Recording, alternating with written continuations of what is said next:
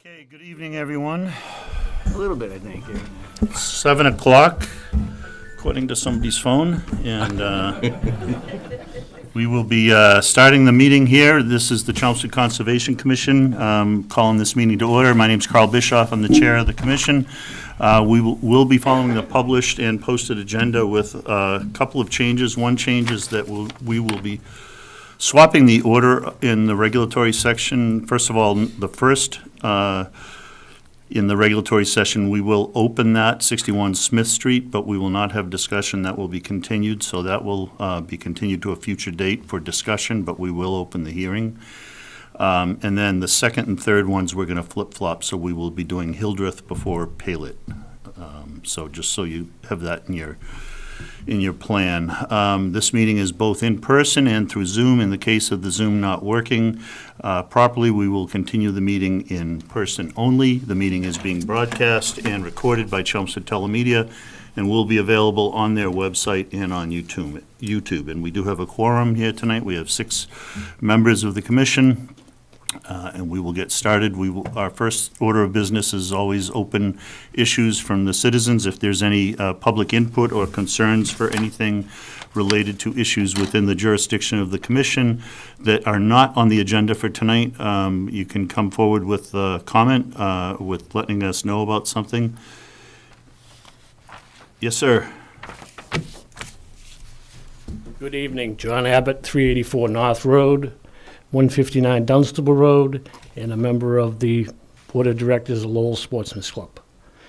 I'd like to ask about what is going on with the water height at Swain's Pond. When I grew up there was probably 5 feet of water in the pond. Last 4 or 5 years, it's been severely reduced, and now, most recently, DPW or Stormwater have gone in, ripped the dam out, and reduced it to a puddle. We'll say the top of the pond where Deep Brook comes in and Scotty Hollow comes in, you can walk across the frozen mud. There's no water. Down at Dunstable Road and where the dam was, the water there's 6 or 7 inches of ice that's frozen to the bottom. So I don't know what happens to the frogs, the turtles, the snakes that have buried into the mud for the winter, or the beavers that have banking beavers on the Sportsman's Club side that their dens are wide open. So I'd just like to know if you're aware of it and what's the reason for it or what's going to happen with it. Yeah, I've heard about this briefly, but David, do you? This is the first I've heard that a dam was removed. A guy, a friend of mine, Stevie LeMaison, was supposed to have reached out to you and he did. Stormwater. He did. He's in your butter. But he did not mention that it was because a dam was removed. I think he mentioned there was a culvert down there. No, there's a stone arch or culvert that goes under Dunstable Road, and there's always been a wooden, there's blocks of granite in there with boards in it, and they've all been, I don't know what damage they've done in there, but. So did I hear you say that DPW? It was DPW or Stormwater was in on the private property on the corner of Swain Road, in there with the backhoe. That was less than a month ago. Okay. Well, I'll have to check with them. Okay. You know, they may have. I know that they did contact me about needing to do some work. That my understanding was under an existing approval that they had already been given by the Conservation Commission. But certainly, if I had understood that it was removing a dam that would, drain most of the water out of Swain Pond, I never would have given that kind of approval. No, So it's happened. So there's a misunderstanding somewhere. Okay. I'll I said, when I was a kid, we used to fish in that pond, and there was probably 4 or 5 feet of water in it. Mm-hmm. The last 4 or 5 years, it's been substantially lower for what reason we don't know, but you could walk, if you didn't get stuck in the mud, you could walk across it with a pair of hip boots. and now the water's gone. I'll call DPW first thing tomorrow, Okay, and ask them what they did and what they thought they were doing. let's just put it on your radar. Thank you. Okay, sure. Thank you, John. Yeah, thank you. Nice shot. Anyone else? Yeah. I talked to All right, next we have Caroline Parley talking about the proposal for hay cultivation and mowing at the Coolest Farm parcel. Hello, Hello, Caroline. how you doing? Very good. So I'm Caroline Parley. I own Parley's Farm in Chelmsford, and I was given a lease of that parcel for last year, where I was able to start my haying process. Not really sure what you need from me. It wasn't super clear. Okay, so you're looking to renew the lease essentially? Yes. And it's for haying for the parcel? Yes. And I know there was some wetlands in that area. David, we talked about getting those flags Yes. reset. There were 8 or 9 or something like that, we Yes. think. Mm-hmm. So we want to get that taken care of. Anything else that you want to throw in there? David? I don't have any major concerns with this. I do think an RDA should be filed, just for the sake of consistency. And I don't think that it needs to be held up pending replacement of the flags. Mm-hmm. That can't be done now anyway. And I'm certainly happy to assist you with that. I can email you the form, and you can get started on it. And if you have any questions, if you need any help, just let me know. All right, it's under a federal conservation plan right now, so I should be getting some information from the USDA Okay. about that as well that I can share with you. Okay, that would be good. And any sort, for the RDA, any sort of plan you have, site plan you have, Yep. that would be a help. I think Caroline has already told me that it's not a huge issue to respect the 25-foot no disturb setback. So, It's just I want to respect it, but I need to be aware of where I need sure, to be. yeah, and we can talk about the details a little bit more during the hearing, but I certainly think that a split rail fence could be put out there at the town's expense. I think that would be a reasonable thing to do. Okay. Hi. Yeah. Quick question, I'm just curious. Yeah. How much from a haying point of view, how much of the field do you kind of lose by taking out the wetland buffer that we're supposed to, I mean, is it's that- a good chunk, unfortunately. yeah, It is considered agriculture, and I was reading the law. It is normally it would be allowed if the land had kept in agriculture because it's Right. considered forage. Hay is forage. The law isn't super clear about what happens when the land comes back into agriculture. Unfortunately, yeah, I think. there's a gap in the law there. Unfortunately, it doesn't. Because I have the USDA plan, it's under an agricultural lease, but But that doesn't supersede the town bylaws? I don't know, because it's not. Not for new agriculture. The agricultural exemption does not renew after 5 years. So That's- the activity must abide by all of the current regulations. Okay. I mean, the commission can, certainly waive, the bylaw regulations if you want. You feel there's a good reason to. You can do that. Well, let's get to the hearing. Let's get to that point. And so submit the RDA. I think we would like to have a lease terms and try to figure out what that makes sense and come up with a length. I think the RDA has to be renewed every 3 years, is that Yeah, right? the determination of applicability does not extend beyond 3 years, and there is no provision for extending a determination of applicability. So that would have to be filed again after 3 years. The alternative to that is to file a notice of intent. Yeah. That's a lot more work. You don't want to go Seems there. like overkill. Yeah. Yeah. Yeah, the RDA every 3 years is You have to come see us. Okay, I like coming to see you Yeah, guys. that's all And we, right. and we can help, like, I know what the form looks like, but we can help you so it's Yeah. not Yeah, Yeah. a big expense, because it is town land, after all. yeah, Right, and then there'll be no fee okay. or anything like that. I just want to take good care of it and make it mutually beneficial. I've also taken out insurance on it. Working with the National Federal Conservation Commission, or NRCS, not, Right. and, yeah, Cool. and, Okay, so if you work with David, he can help you with the RDA, and okay. we can come up with some terms on a lease. Yep, Yeah. sure. Yep. Sure, I mean, you had a lease. I have it's pretty basic, Maybe there's. but that's the one that I have for Sheehan's. It's basically copy paste, Okay, I mean, and then you just change the address. there may be no reason not to use the same one, Yeah. but you can email that to me. Okay. Is there anything you wanted to add, Dad? No, I just wanted to make sure that Come at the speaker. I'm Henry Parley. I'm the farmer before this one. I'm the one that pays some of the bills.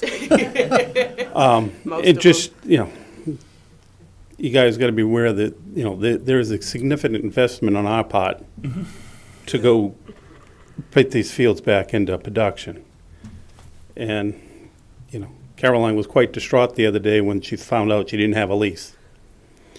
We're putting a significant, you're not, A lot of time and money. a lot of time and money. Yep. I'll just leave it at that, Understood. all right? Yep, very good. So I'll email you the RDA form tomorrow. All right, and let me that know if sounds you- good. And so we're all set for the evening, or? Yeah, I think so. so. All right. Well, thank you very much for letting me talk. All right. Thank you. Thank you. Thanks, Caroline. Okay, next up, John. Hello, John. John is here.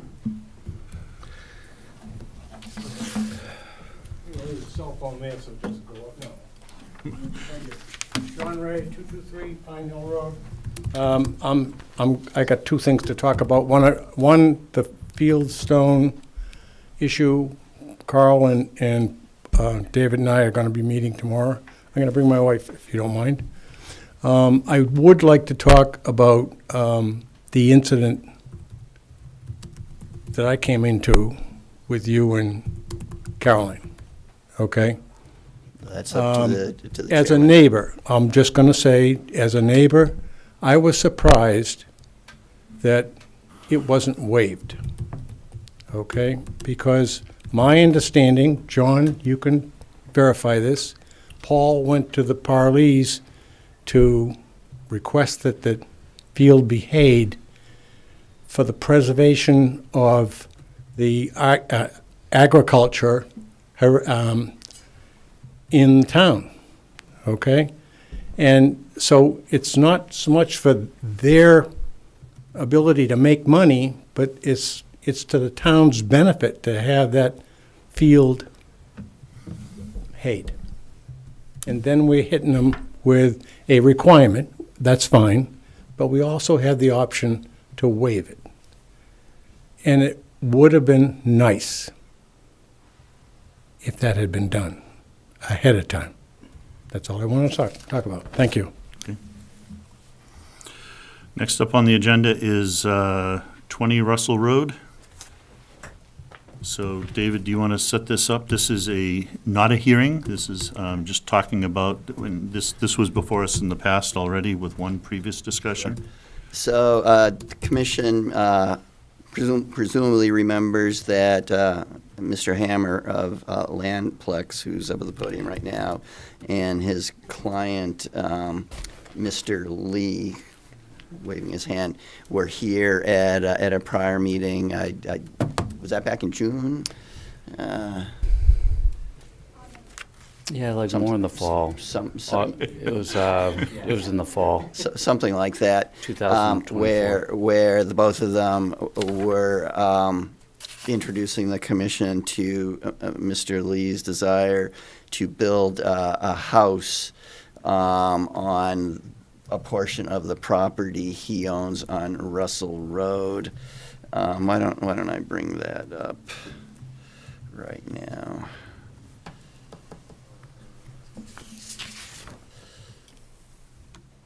So it's a large parcel. I have plans too, if people are interested in Well, looking at some plans. I'll bring those up, Matt. I just want to sort of orient people or reorient people. So this is the parcel right here. This is Groton Road. This is the parcel. I think this is your house, Dylan, right? Yep. But it's over here. It's over in this area that you would like to build a new house. That's correct. So that's that. So what plan would you like to look at first, Matt? So if you could bring up the existing conditions plan, Okay. it would be great. That's this. Zoom in a little bit on that.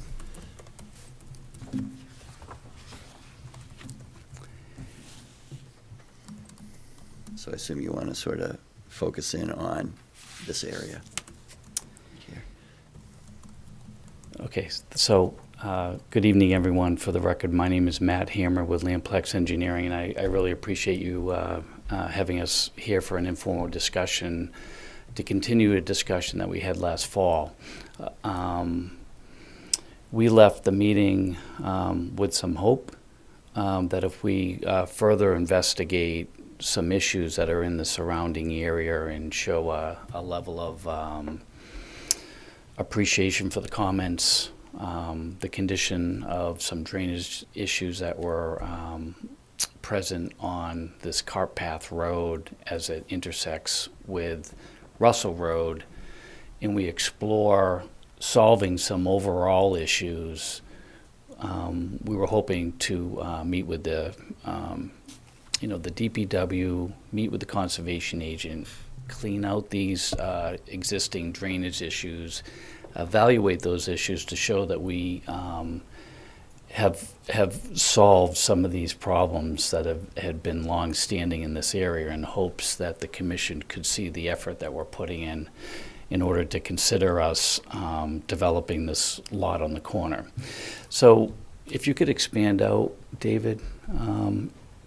The same. Yeah, so at the intersection of Cart Path Road and Russell Road, there was a flooding problem over the years.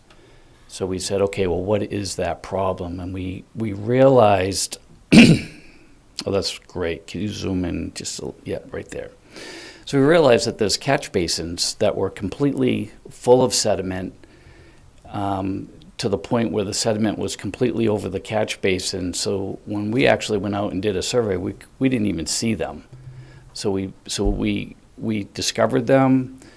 We hired a drain cleaning company to flush out the catch basins, flush out the culverts, and get them fully, we did a little bit of repointing where the frame meets the structure itself.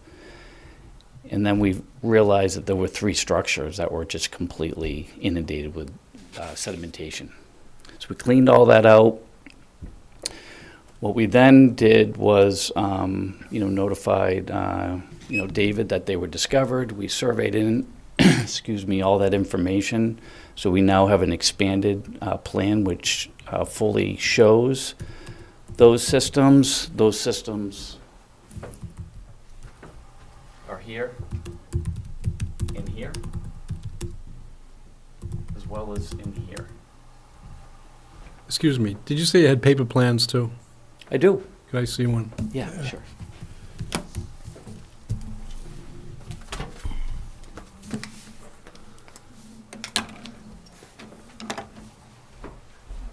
I can't see that too well on TV. Thank you.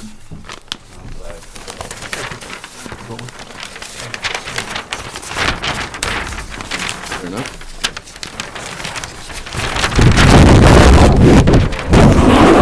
Thank you. So, we were happy to discover that the drainage problem was now beginning to be solved by cleaning out the existing drainage systems.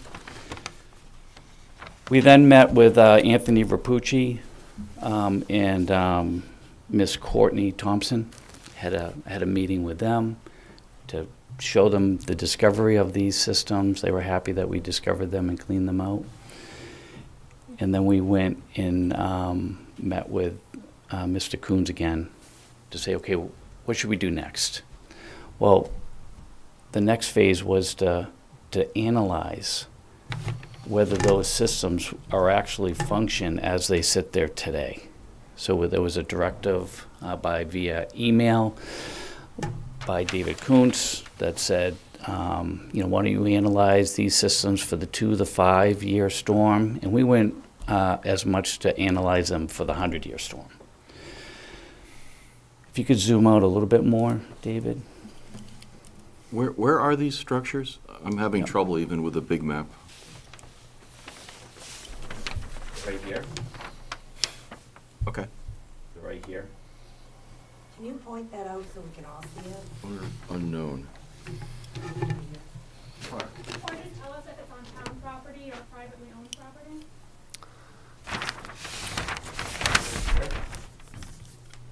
This would be on private property, not owned by the town, on a private drive. Is it Mr. B's property? It's She has to come to the microphone. for the entire area. We need to Can't bring be that doing back that. here, please. Yeah, we need to have the discussion up here, please. Yeah. So maybe you could zoom out a little bit more, David?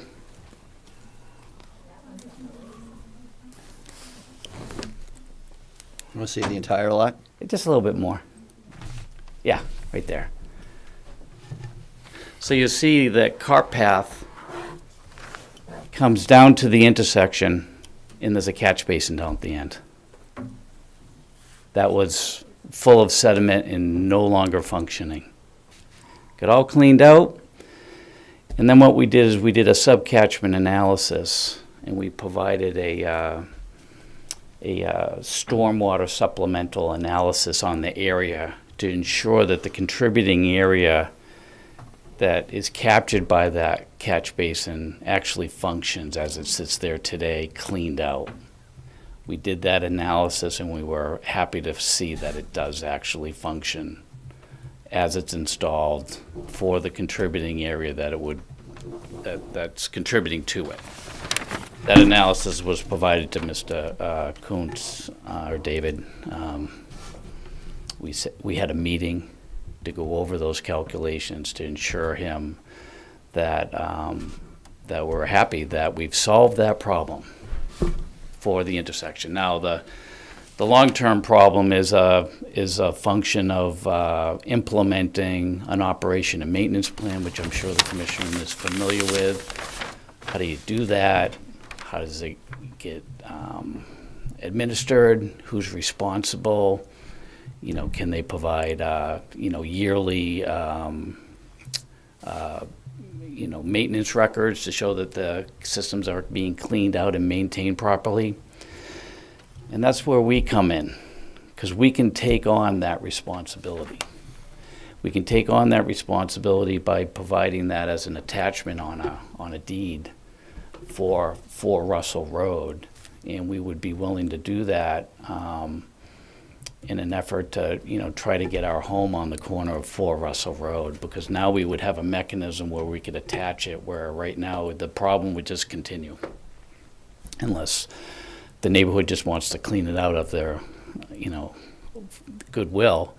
But we could ensure that that gets done by attaching it to a deed. So now a responsible owner would be required to facilitate the operation and maintenance of that stormwater device. I've spoken to the DPW. They don't take care of private road operation and maintenance of drainage systems right now. So that was just an informal discussion I had with DPW, but that was our take from that meeting. So just to be clear, is it both Russell Road and Carpath are both not accepted town roads by the town? Correct. Okay. They're private ways. Okay. And there's a whole set of circumstances related to it being a private way. It is what it is. And there's a lot of older roads in town that are private. with utilities and water lines and sewer lines and utility lines and, the replacement of the asphalt and everything else is not a born responsibility of the town necessarily to do all that. But but the town, my understanding, plows Russell Road to maintain public safety, to make sure that those roads are cleared. Excuse me. I have to ask, and these discharge direct to the lake, or is there They are. Yeah, okay, Yeah, thank you. yeah. So those are discharged directly to the lake. Thanks. If they're working properly. Oh, well, right. If they're not working properly, they would have to surcharge and then overland flow. But you will have a puddle for some time. And we've seen over the years that when it was ponding and people are trying to pass on the road, they were sinking into loam on people's lawns and creating a real mess. And then you had more suspended topsoil being, carried with the water and everything else. So you're going to find that this improvement is going to really help that roadway over time, especially if it is continued to be maintained. So that was good. So then we've met with David and we had some further discussion about, okay, well, that now we feel as though that problem is solved in terms of addressing a pending drainage issue, and it now helps out everybody in that area passing and repassing, the homes around there, and now they're going to see that they have a functioning drainage system, which they probably did some time ago, but now they get seeing that today. And we've been analyzing these rain events where we've had more than 3 inches of rain, 4 inches of rain. We've only had a couple in the past 2 months. And we have documentation, we've been filming it, we've been showing functionality with video. Mr. Lee has been getting phone calls from me when I feel as though we're at peak on a rain event, and he's been, diligently showing in video that these systems are functioning. So I don't want to belabor that anymore. But when we met with David, we said, okay, well, now what else can we do? And we also have an opportunity, because we know that there is some migration of some turtles. They're not protected turtles, but there are turtles nonetheless. And we were thinking that we could provide a conservation restriction on this entire section here. What does that do? We can construct some nesting habitats in that area. We could split rail fence that area so there's no more dumping in that area. So if you're familiar with the area and you want to go up at night along Carpath Road, there's a very convenient place to dump things along this stretch.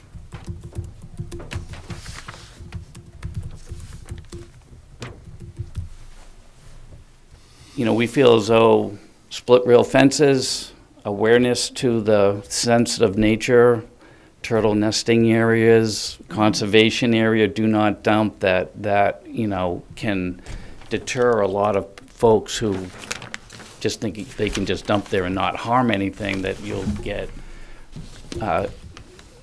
good results with awareness. So we were thinking that's an additional thing that we could do to help with the area as well. Again, we're just trying to do everything we can to better things in the area in an attempt to see that developing this house on the corner can have benefits, long-term benefits, by correcting some of these areas, especially with the Freeman Lake so close with adjacency to the entire stretch of Russell Road. So I've gone over the plan with you folks before. I think you know what our intentions are. We were, you know, I have a question. I'd like No, to we're- just, This, first of all, it's not a public hearing, this is, What else want to do with the property? yeah, yeah. so, you know, we know what we have, we know we have sewer allowance. We know that that's an issue in town, so we've confirmed that we do have 330 gallons a day allowance per the flow that's been allocated for this property. We would still need to pay those fees to do that. We have water, we have electricity. We want to do a flow-through foundation, which would allow things to travel through, pass through that property, because they would essentially be steel pilings, and the building would be lifted off the ground, and the vehicle would be parked underneath. So it would be a flow-through foundation, even though we're not in the floodplain. It would be the least obtrusive way to develop the property. And we can restore an area behind that house where there currently is a shed right now. We can provide some extra protection for that wetland area in the rear.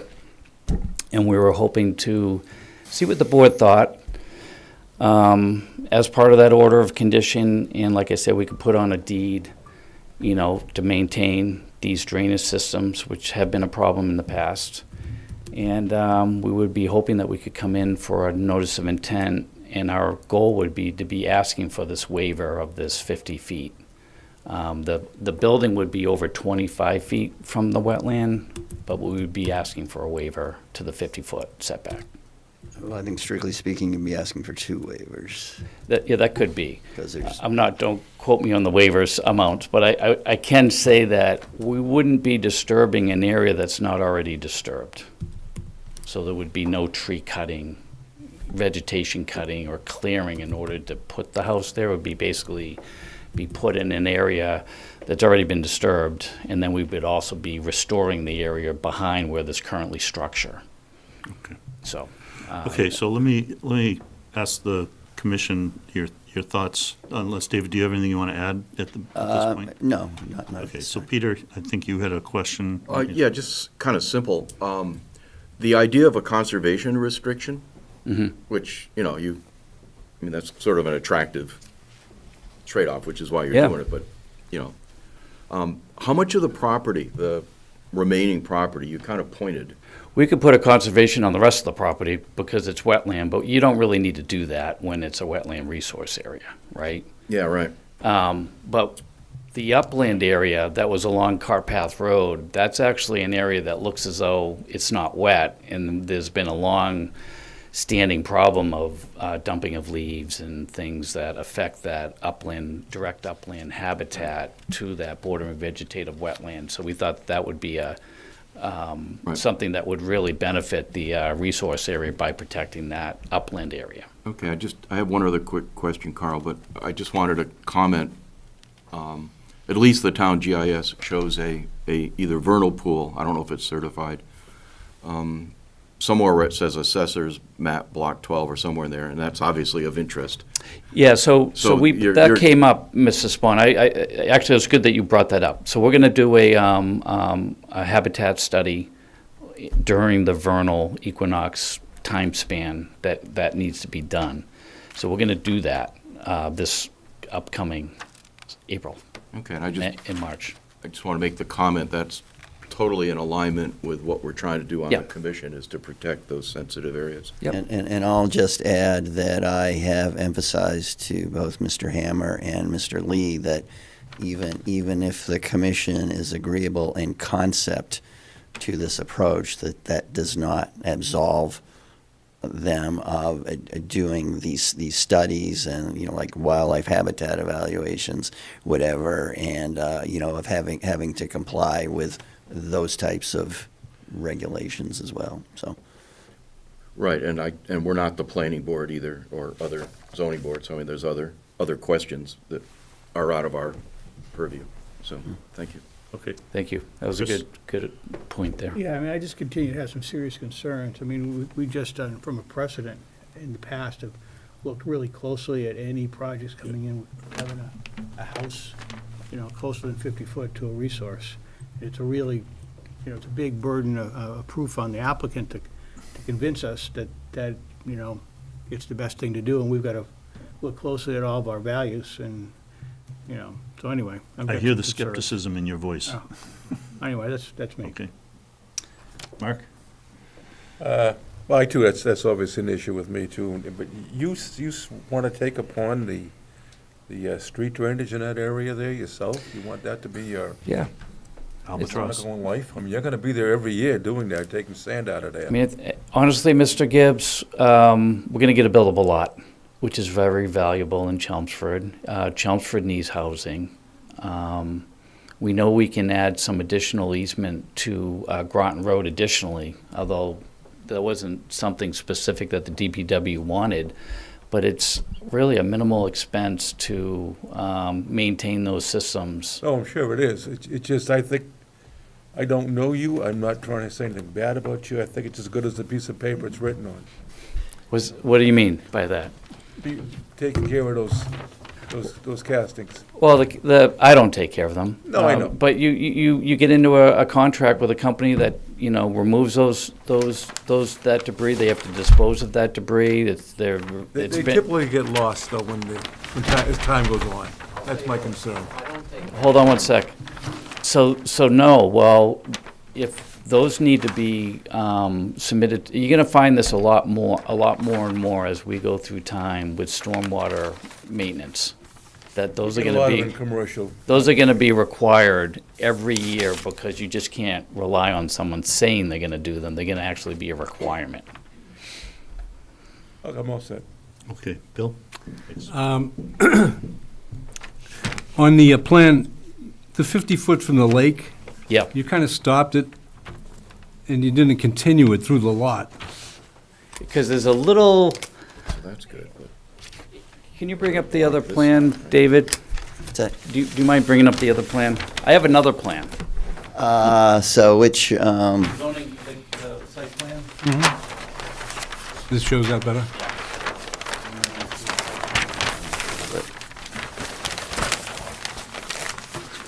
more, thank you. so the zoning plan, did you say? Yeah. Matt, or both of them? or- That's basically the two 50-foot radiuses come to a small sliver.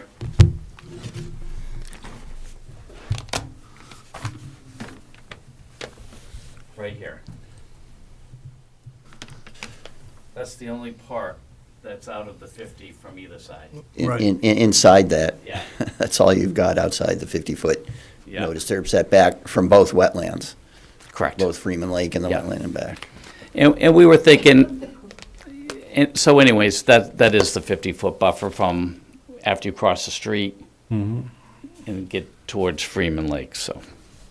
So based on that, you'd have to get waivers from us for that. And then the footprint of the house is, what are you looking for, footprint of the house that's going to, The footprint of the house, yes. It's on that plan. it's on that plan? Yep, And that shows the setbacks from the street? yeah, So that was where, the only spot it could go there? yeah, we felt as though we would get that, we would have that structure greater than 25 feet from the wetland in the back, because that's the direct adjacent bordering vegetative wetland from that house. So where's the 25-foot in the front? Is it It's in the road, in the road? yeah, So the back is the 25, yeah. and the 25 in the back is, Could you pan over, David? Sure, hold on. okay, so you're out of the 25 in the Yeah. back. But, and I just have an issue with the two waivers. You're trying to stick this house on a sliver of outside our 50 foot. So, yeah, and we would not be here if it wasn't for the fact that we have an existing structure there. Okay? There's been a trailer there for years and Right, years and years. I understand. So maybe it was good for a trailer, but not for a house. I know, but we had a structure, we had a developed lot, and we felt as though that, we're not cutting down trees. we're not creating the buffer in terms of, clearing and everything, and there you go, there it is. We're moving away from the wetland and trying to get an additional house put into the town. And we have utilities to service this, so they anticipated that there would be a house on this town, but time changes, regulations are created, and that's a problem. So you'd be paving a driveway here too, right? Well, we were gonna do porous pavement, or we could do stone. So the only impervious would be the footprint of the house. Correct. And then what are you gonna do with the rainwater from that? That'll go right into the ground. And that's considered clean. Do you know how far down the, I know this isn't a meeting, right? I know. Yeah. But we would assure where's- you that water would go through, Where's the water table? Do you know how deep have you done test holes? literally the water table's down like 1.5 feet. So your water's not going too far, it's just gonna go into Correct. that. It's just the whole area is essentially sand, and the water is just within the system underneath it, so we know that the water moves in throughout that sand substrata. And I truly believe that this house would not adversely affect the wetlands. All right, that's all I had for questions. Okay, thanks, Bill. John? I agree with Billy. I was gonna bring up the part about the trailer being there for years. Been there for as long as I can remember. Okay? I don't see how a house is replacing the trailer. I can't figure this part out. All I was saying was, I wasn't saying it was a direct replacement. All I was saying that we're moving the house further back from the wetland. This is the current Yeah. structure, right there. And then moving the house and putting this house in. And it's an added benefit because you're now restoring this area here from the structure and the fencing and the brush that's behind it that's very close to the wetland in the back. So there's an added benefit to the upland area to that bordering vegetative wetland. And then if we can get that 25-foot as no disturb and never to be touched, then that's an added benefit to the bylaw of the 25-foot no disturb. Okay, so, Yeah. John, anything else?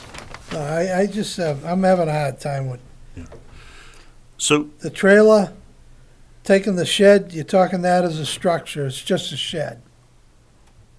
Okay? I'm having a hard time with this. all right, so this, so you're hearing the comments here. Yep. I think what you're looking for is some indication of whether or not this plan's gonna fly.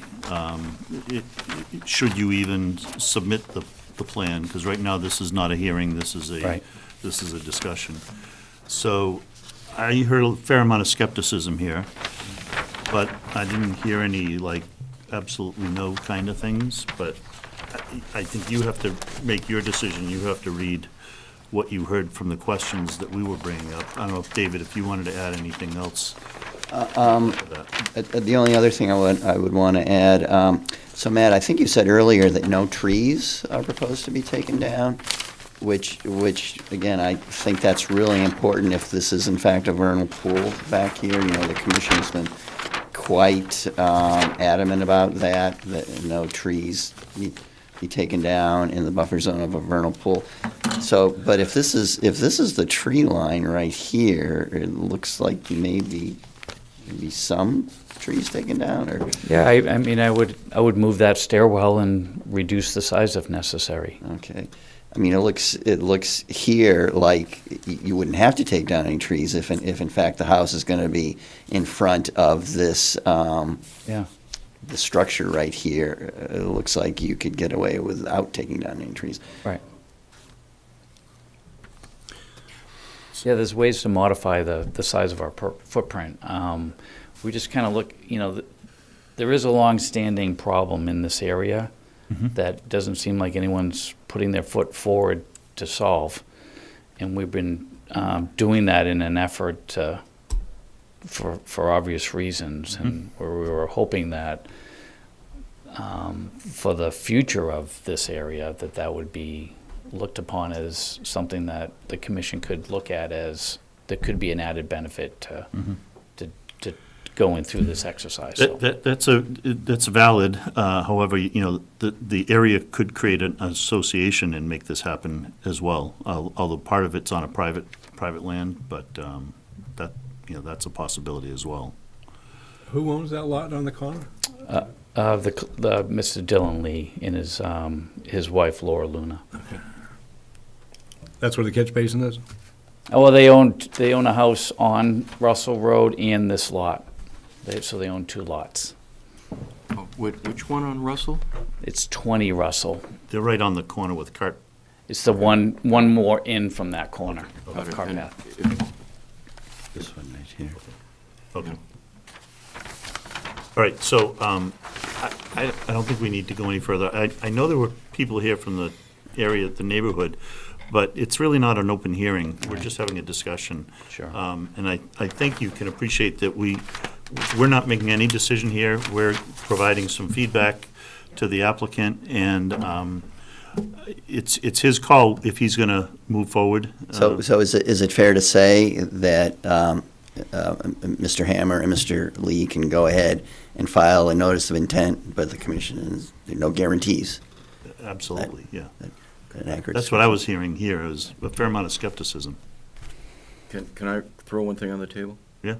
This is the hard part, right? We're supposed to, the drill, protect wildlife and some other Resources. values. And the problem is we don't have data, nobody does really on these properties, to know where the wildlife moves around. I mean, the turtles you talked about.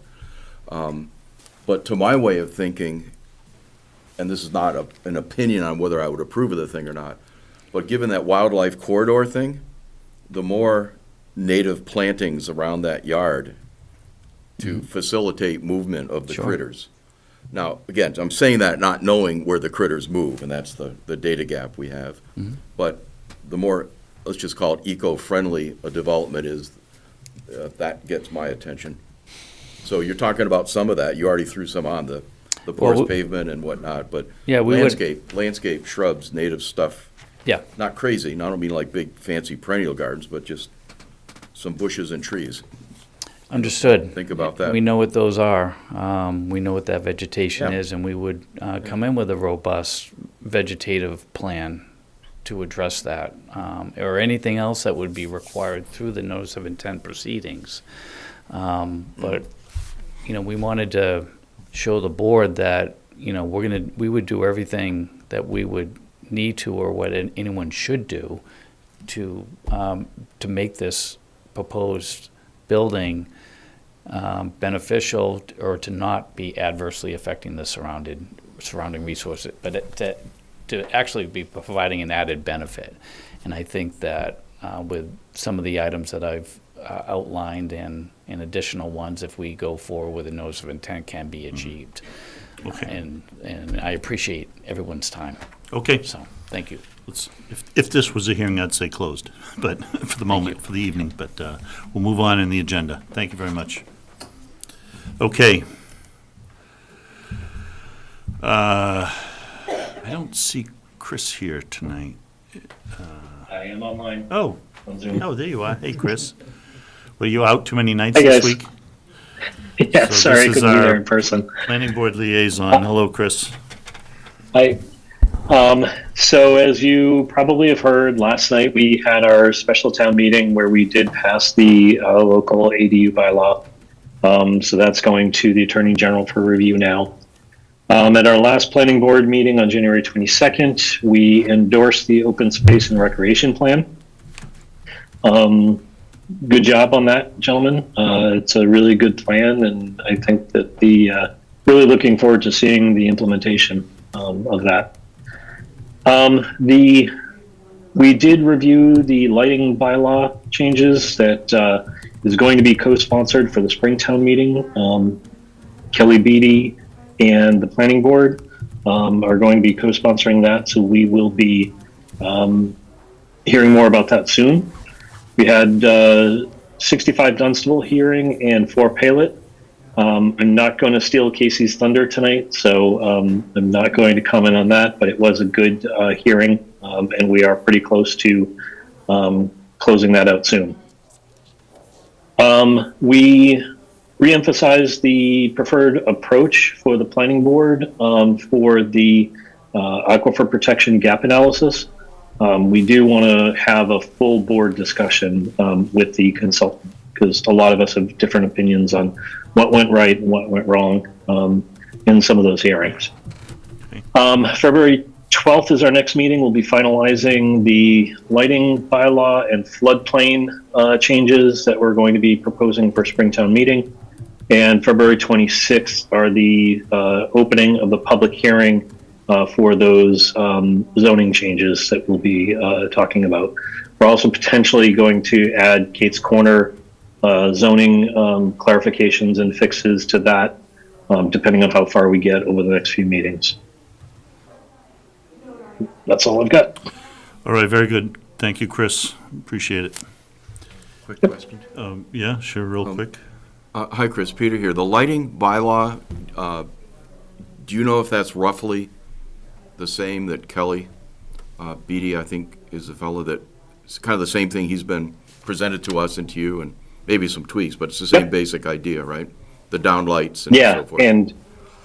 Yeah, and it's much improved since the last time he presented it to the planning board. So he's been taking in all kinds of input from different town departments and other lighting experts in the state and outside the state, and conservation groups and things like that. I believe he's talked to you guys and taken in all of that input as well. So it's a really good bylaw proposal. Thank you from the turtles and the other critters. All right. Thanks, Chris. Appreciate it.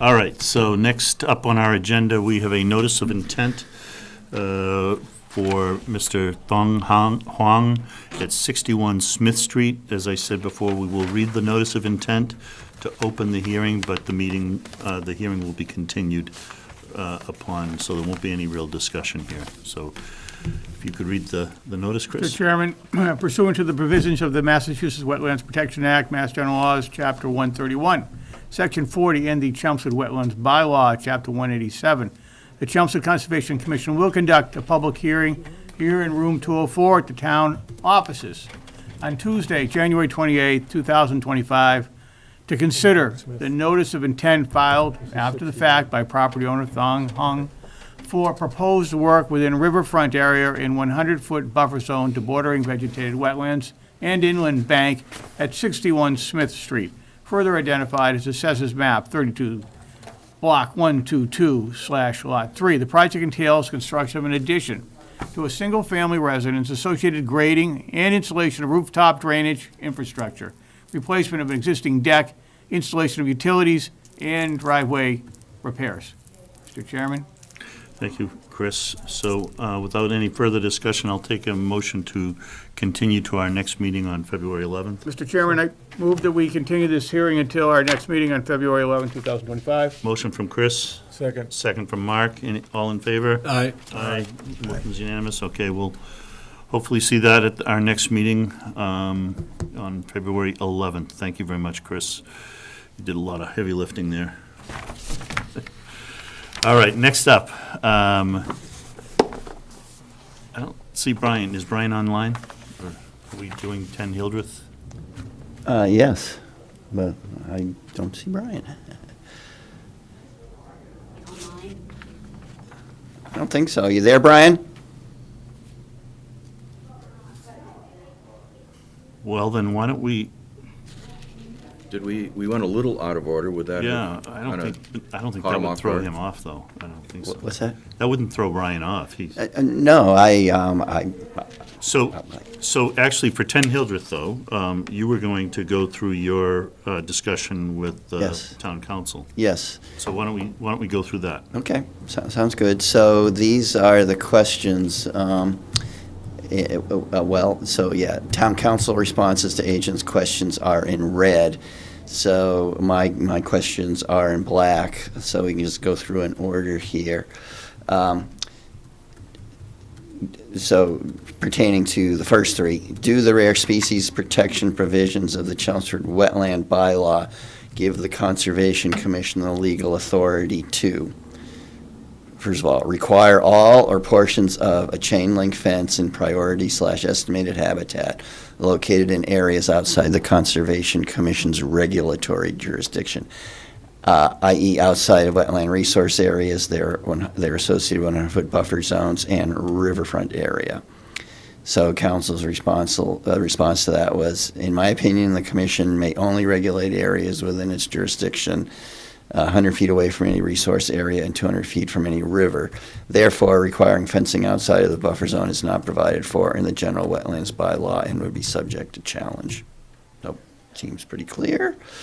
Next one is require additional monitoring and reporting conditions supplementing those proposed by the applicant and approved by NHESP, Natural Heritage and Endangered Species Program, for a turtle nesting area proposed to be located in bordering land subject to flooding.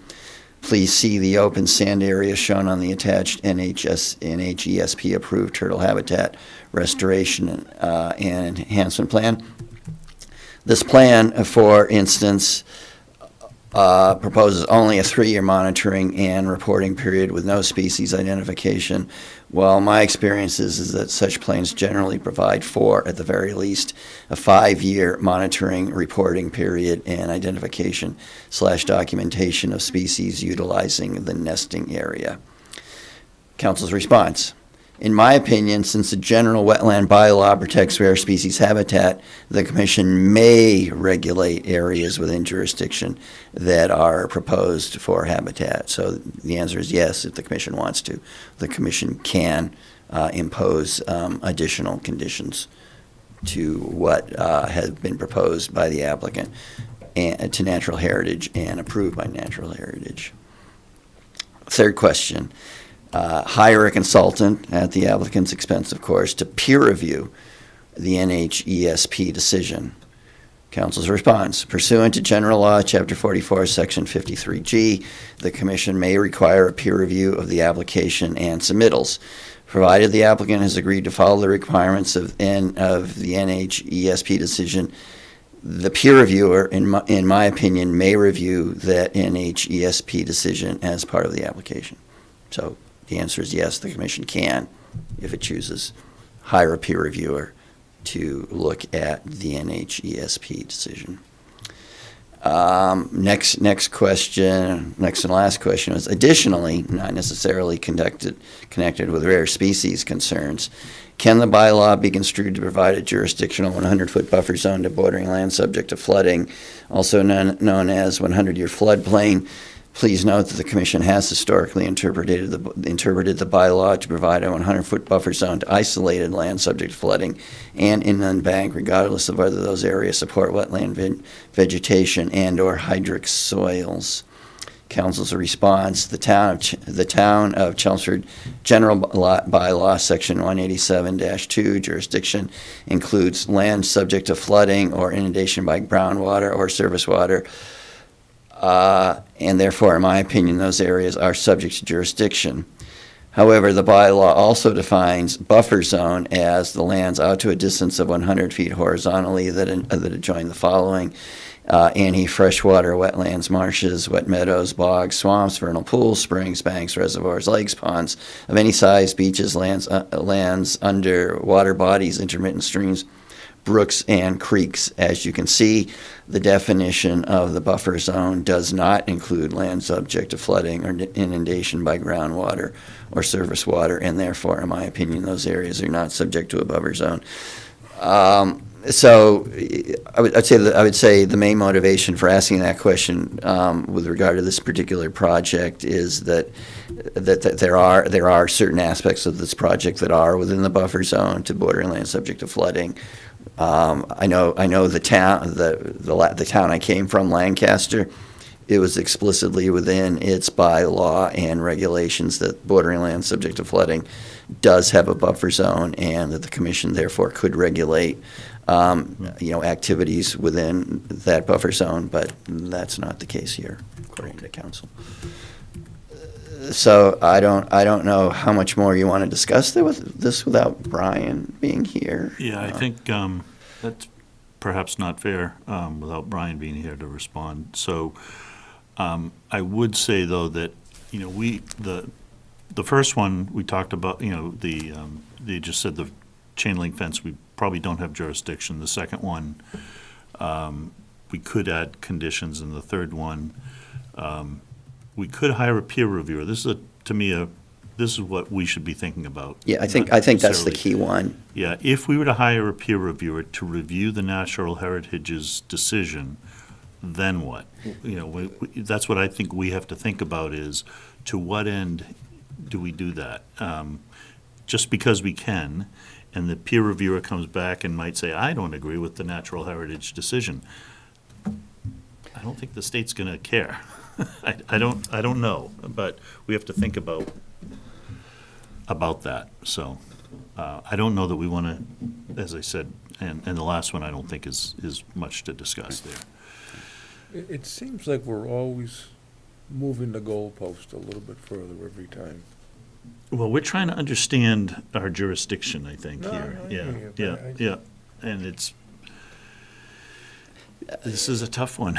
And I would just remind the commission is that we only just recently got the Natural Heritage decision. Right. I mean, the applicant, well, the representatives have been telling us for months and months and months, we're working on it.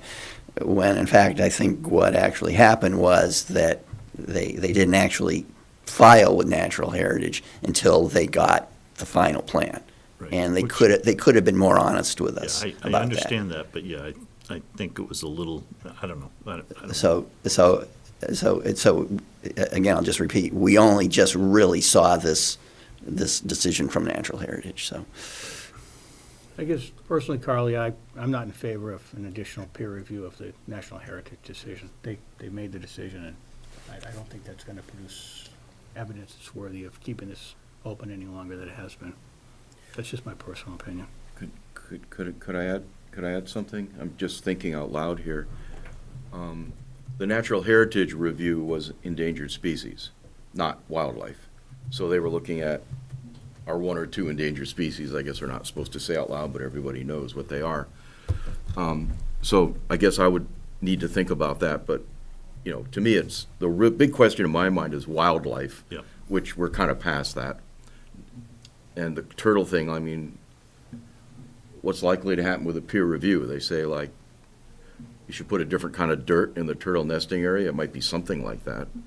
But it's not, it'll be restricted to that one species, and the state agency responsible weighed in, and maybe the peer review is just make sure Natural Heritage crossed all the Ts and, dotted the Is. I don't know, thinking out loud. Yeah, I know, but David has been pointed with them a couple times with Natural Heritage, and they're claiming, that they knew all the information up front. So,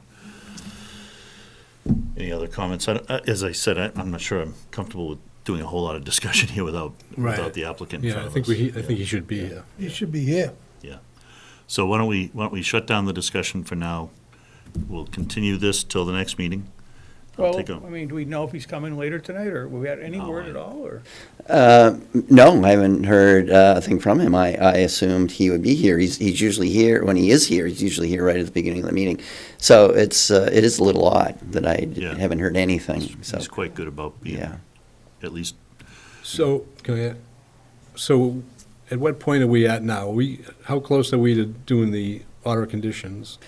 I think I could draft an order of conditions, based on. These were the only outstanding questions you really kind of Right. had, right? Yes. Yeah, I mean, I think, again, being careful not to have too much discussion, I think, though, that it would be within the realm of possibility that if the commission did hire a peer review consultant to look at the natural heritage decision, I would say it's within the realm of possibility. How likely it would be, I don't know, that maybe the order of conditions could be influenced by what the peer reviewer comes back with.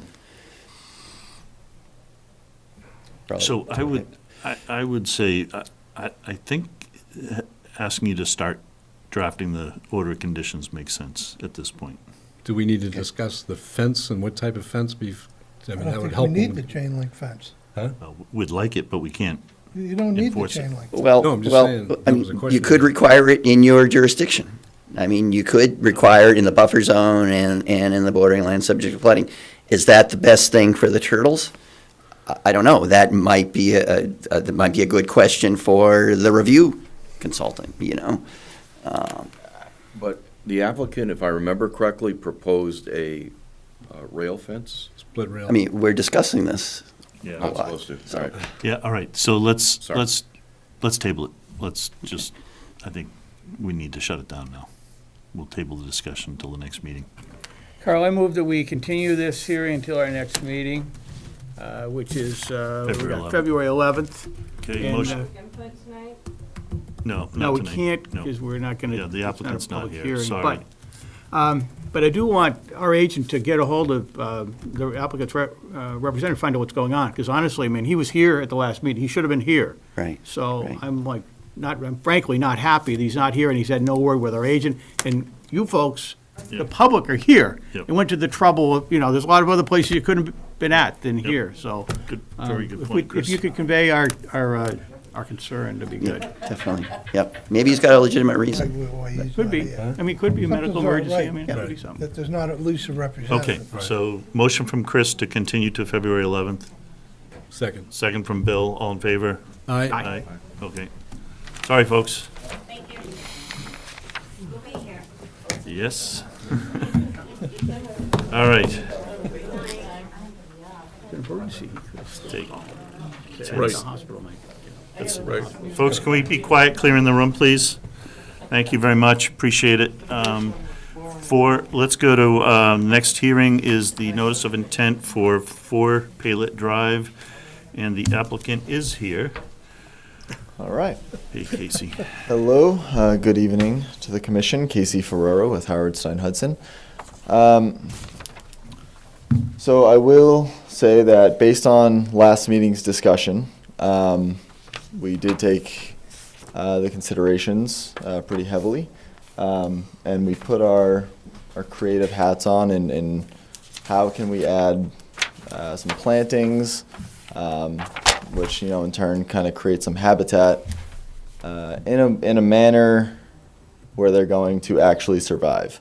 With the overhead tree canopy of the existing woods, it's really, you'd have to plant shade survival kind of bushes, which are usually or sometimes not salt tolerant. So, there's a give and a take, a push and a shove on what can survive and where, water tolerance, etc. And it kind of dawned on me that, maybe the best option to create or provide an area for planting would be let's bite the bullet and let's take out all that pavement that our client doesn't want there anyway. It would have been our preference to have the person who paved it have to remove it, but in being that this would be kind of the optimal area to provide some plantings and provide some restoration, we decided, let's get a cost and let's figure out what it's going to take if we can just remove that pavement ourselves and then restore that area with, some wildflower seed mix and then also add in some plantings. In doing so, what we came to realize was that is approximately 5,200 square feet of pavement, which is greater than the net increase we originally were for impervious on the site, which then in turn puts the project into a redevelopment project rather than a development project, which then takes our standards that we have to meet and turns them into redevelopment standards. In doing so, while we still need a pond to meet these standards, the pond gets significantly smaller to meet these standards, even with a reduction in rate, even with a reduction in volume. The town still requires TSS treatment, phosphorus treatment, for redevelopment projects, so we're still achieving all of that. And essentially the plan stays exactly the same as far as treatment. The only thing that changes is the size of the pond and the disturbance that comes as a result of the pond. Is that on the next sheet, Casey? or- Yes, if you go actually to the grading sheet, which should be number 3. I'll go up there and walk you through it. So in reducing this pond, the original amount of trees estimated to be removed was 16. Our original reduction of the pond that we brought to planning board last week reduced the tree removal from 16 to 8, which we thought was great and a great net benefit. The planning board somewhat agreed. They actually happened to like the previous orientation of the pond better because it allowed a pipe discharge to kind of the areas where the abutters are concerned instead of the full weir overflow, which in the last plan that we showed to the planning board, I'll actually come up here so I can show you guys. So with the smaller pond, we didn't need that pipe outlet anymore to meet the stormwater standards. So we put the weir, which is the overflow of the pond, on this bottom side because that's the only location that we could get the elevations to do so. That wasn't optimal for the planning board. They wanted us to maintain the original, albeit smaller, footprint of the pond, but the same orientation where we had a pipe outlet discharge to reduce the flow going sort of directly at the abutters, and then have the main overflow still go directly to the right, so that it comes up and around, it doesn't go directly into that swale and into that ditch. So, we pulled that compromise. We said, okay, if that's gonna be, where you sit, and if I can bring back the smaller pond but to the same orientation, I'll do that. Unfortunately, that resulted in the loss of 2 more trees. So we're down from 16, but now we're at 10 trees removed. So that's the changes on the drainage side. I'll say, although this plan, we fully engineered the plan that we were going to present to planning last week. With this change, this added outlet and the outlet revision hasn't been re-vetted entirely, but I will say the previous plan netted a reduction in the 100-year storm event of over 1,000 cubic feet, whereas the previous plan with the bigger pond netted a reduction somewhere in 100 to 200 cubic feet. So there is a large increase, that's not a great way to put it, a bigger decrease of flow or volume going to this area as a result even of the smaller pond, and that mainly comes from removing all of that impervious. As far as the trees and the habitat go, so like I said earlier, we want to remove all of that pavement and we want to restore that with some maybe a wildflower seed mix or something, just so that that doesn't end up bare soil and then eroding away. So we want to have something there that's going to take and prevent it from running off into the wetlands. But we also want to plant, I think what we've come up with so far is at least 2 deciduous trees, locations to be determined on these final plans that you'll see, and then 14 other bushes, going back to the original 16 total that we were going to remove, although now we're only removing 10 trees. And what we're going to do with those bushes is some of them will take shape inside that the removal area of that pavement, but a couple of them that are somewhat more towards ground cover, we want to take and put down by this area of disturbance that we need within that 25 foot just to get that outlet out there. So we want to kind of restore that area of disturbance to get that outlet in with a couple of the ground cover bushes to try and pull it back together.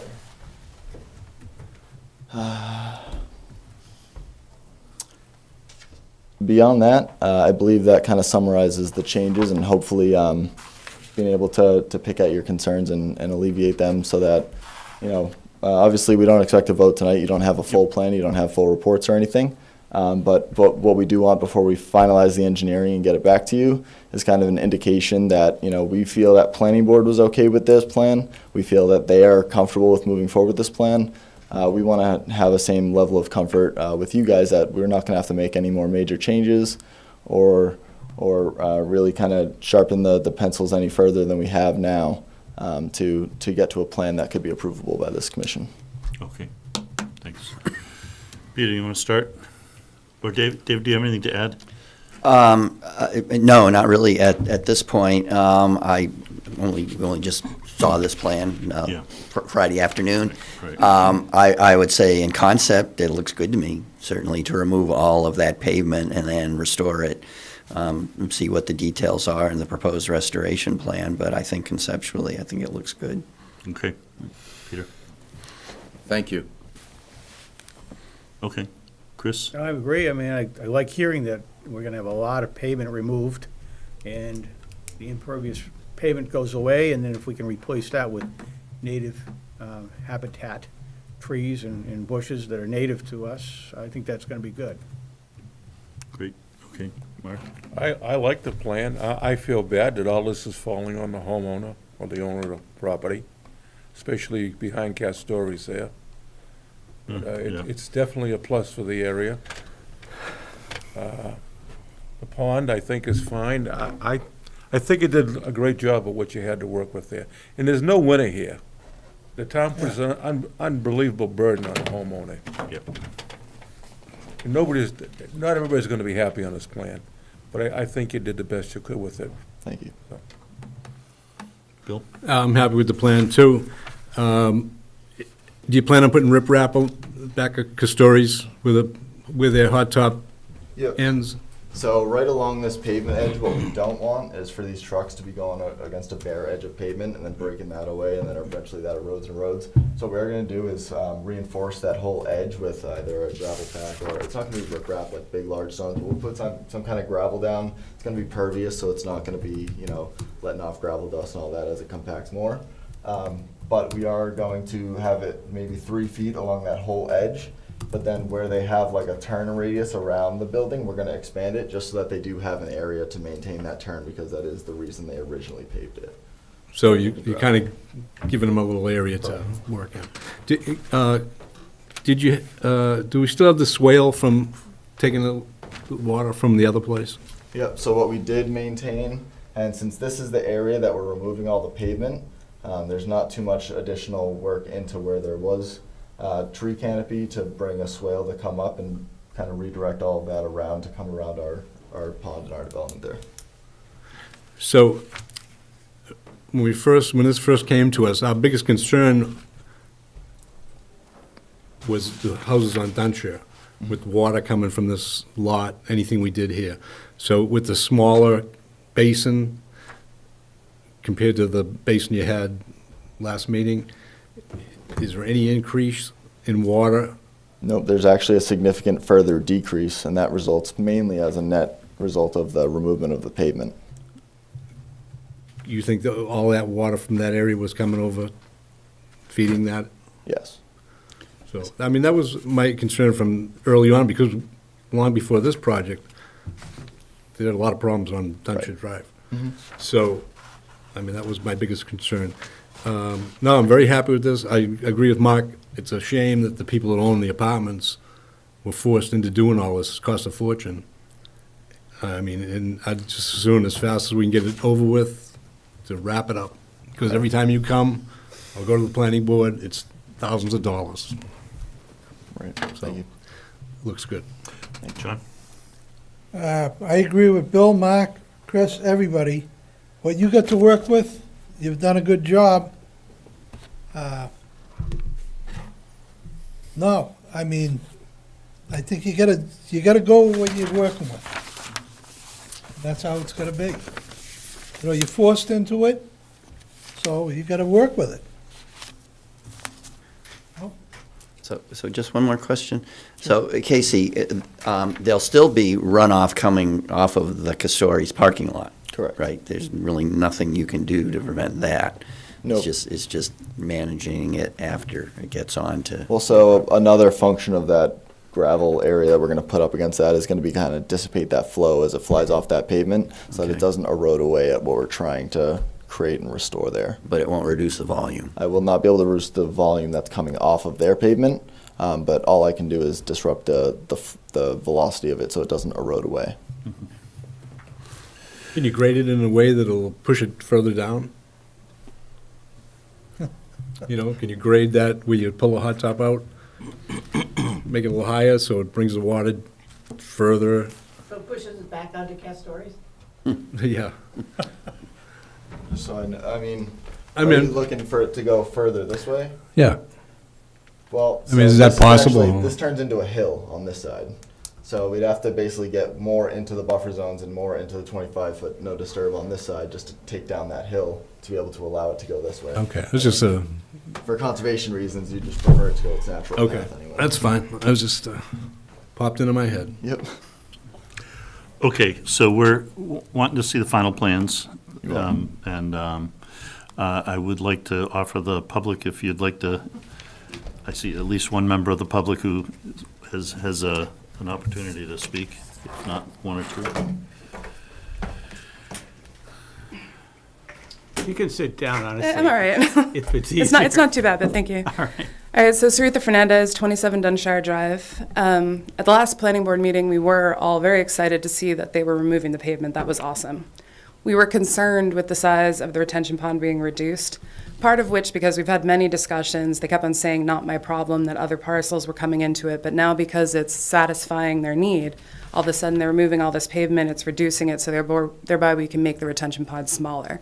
The trees that they're saving there was concern that was brought up during the planning board. They're inundated by bittersweet. We're not too sure of the actual health of them and how long they're actually going to stay. There was concerns about that. I know a couple of people went out and viewed it. This is the first time that I've seen this orientation of the plan. I still have concerns with the outlet coming towards Pallet Drive. I mean, the flow of water when that's coming out is still going to be coming, not Pallet Drive, sorry, towards Dunshire. The flow of the water that's still coming out of there, it's still going to come towards us. Maybe more towards the corner than where they had it at the last meeting where it was going directly again towards somebody's property. So I'll be bringing up more concerns at the planning board. I guess my big thing here is I want to make sure that, because I've seen other people come here, but that area that they're removing the pavement, I'd like to see it truly restored. Not just like some natives thrown in there, but we've had conversations. Some of that area is within the 25-foot no disturb, the 30-foot. I mean, that's really close to the wetlands. So what type of plantings are they going to be required to have? You know, are they going to need to get a consultation for what they should be putting in there, like other projects? Like, make sure it's restored to where it should be. I think that was our big concern. But I know that we're still concerned about the size, like I said, and some of the other stuff there. So that's it. Thank you. Thank you. Thanks for the comments. Appreciate it.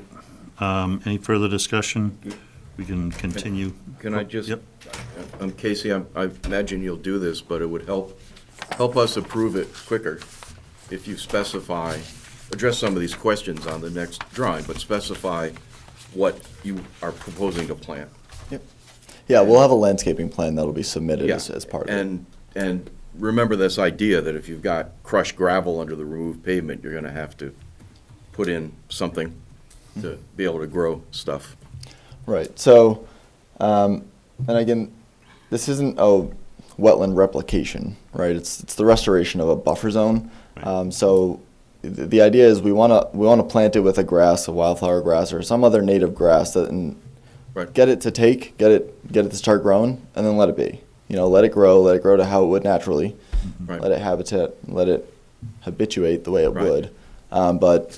You know, I'm not gonna go to a wetland scientist and ask how we're gonna end up replanting this and getting wetland plants and all Yeah, that stuff. and if I could just comment, I have some personal experience with a sandy backyard that probably is kind of like this would be after you remove the pavement.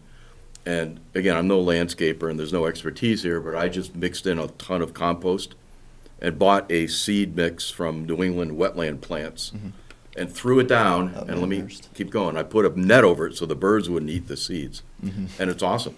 It's full of flowers, and I'm sure the neighbors would love that combined with the pond. Yeah. To me is, sure, we're not calling it a restoration project, but Right. I think you could get there without a lot of effort if you put it in the plan. But why wouldn't you propose shrubs and trees as well as? No, I am going to propose shrubs. I'm just saying they're not gonna be wetland plantings. Okay. You know, as dictated by a wetland scientist to expand on the wetland. They're just gonna be for the buffer zone. Yeah. But we want quality, obviously. Yeah. Correct. And I think we need a full restoration sequence, you know, which includes removing the pavement and any sub-base that's underneath it and replacing it with soil or whatever, if that's what's going to be the best. Plants that thrive with wet feet. That's what we like. Okay, I'll take a motion to continue the hearing to February I move, Mr. 11th. Chairman, that we continue this hearing until February 11th, 2025. Second. Can I make a comment, please? Oh, sorry. Oh, yeah. Sorry, I wasn't sure if I was supposed to raise my hand. Just figuring out how to do the Zoom meeting. Amelia Caputo, Starkweather, 19 Dunshire Drive. I just want to say that last time I was at Conservation, I was really concerned about the lack of a landscaping plan, and I'm very pleased to hear that there is one, and there's a really robust one. Seeing that stretch of pavement gone is really pleasing me. I'm grateful to hear that specifically deciduous trees are going back, because that's all that's back there. There's basically no pine trees or anything, and the leaf litter is so critical. We get fireflies in the summer, which is great. I mean, not a ton, but we don't really think of Chelmsford as a firefly type place. So, and I know the leaf litter is critical for their overwintering, and so some trees have to go. I'm glad to hear things that will continue to contribute to leaf litter is being put back in. I'm thrilled when I see the fireflies, when I see our butterflies, all the different lovely insects that we have that come and visit our yard, because they're probably overwintering in the woods back there, and so I am happy to see that stretch is being restored. Thank you very much. Thank you. Okay, thanks for the comments. And just one more thing I would recommend, Casey, is an invasive management plan as well. Yeah. And really quickly, I got to say this. When there's a development in your backyard and you want to preserve fireflies, you always have the option of converting part of your backyard to habitat. And just think about that. So we have a motion from Chris, and we have I saw John with a second. All in favor? Aye. Aye. So the meeting is adjourned until February 11th. Thank you very much. Thank you very much. Casey, and thank you for our visitors and contributors. We are moving on in our agenda. David will give us a quick update on 5961 Carlisle Street. Let's not have any discussion other than just an update. Just quick update. I'm just continuing to work with the consultants and town council on the best way forward. Okay, all right. And anything to update us on Freeman Lake? No, nothing new Parcels. to report. I did ask the surveyor for a status update. Did not hear from him, at least not Okay, yet. all right. And update on Coolis Farm. David and I will meet with John Ray tomorrow morning, some of his concerns. Progress is happening along the way on the CR with the Sudbury Valley and the BDR and the USGS maps and the ESA and the ABC and the DFG, all the alphabet soup stuff, so we're making some progress on all that stuff. It's moving along. I wanted to throw in a couple things. The Wright Reservation, the new walkway that was made,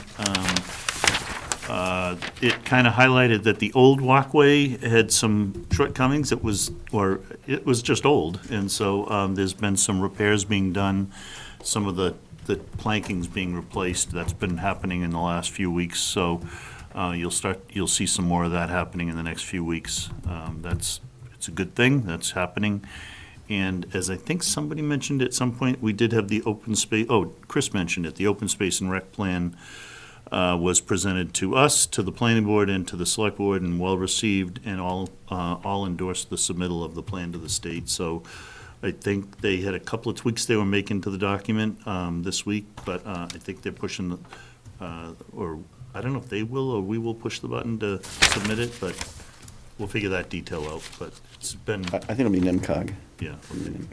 There were some pithy comments about a month ago from a resident Couple about adding land. residents. Was that being addressed in some fashion? You don't have to tell me how, but. Well, I I think the plan was revised. So Yeah, I to think it was incorporate those. incorporated. Yes, Yeah. I mean, I haven't had a chance to review it yet. Okay. I believe they were incorporated. Yeah. Some of them were pithy. Mike and Megan said, no, we can address these, so. I'm like you, David, I haven't had a chance to go back and look at it, but. I mean, I'm sure we'll hear from those commenters if they weren't addressed. But I'm pretty sure they were. They said they were going to, so. And now we have nothing else but meeting minutes. So we have meeting minutes from December 10th And that was a fairly short meeting. Thank God. For Christmas. It's January 14th, I'm still muddling through. I move to approve the meeting minutes of December 10th, 2024, Mr. Chairman. Motion from Chris. Do I have a second? Second from John. All in favor? Aye. Aye. Motion passes. Take a motion to adjourn. We don't have meeting minutes from our last meeting, right? Not yet. Yeah, okay. You're getting really good, but not that good. We're No, getting good. No, I still want to Getting stand on good. the roof and set my hair on fire, but that's a different concept. Did All you right. send out We're- ones we we're- already approved? What? Did you send out minutes we already approved? No. Because we had a bunch of them in the last email you sent out. It was a test. It was a test. Okay. I say there was one email that had like 4 of them in there, and you Yes. guys approved that a while ago. Motion to Right. adjourn. So moved. Motion Second. approved. All in favor, aye. Aye. Thank you, Chelmsford Media. Good night.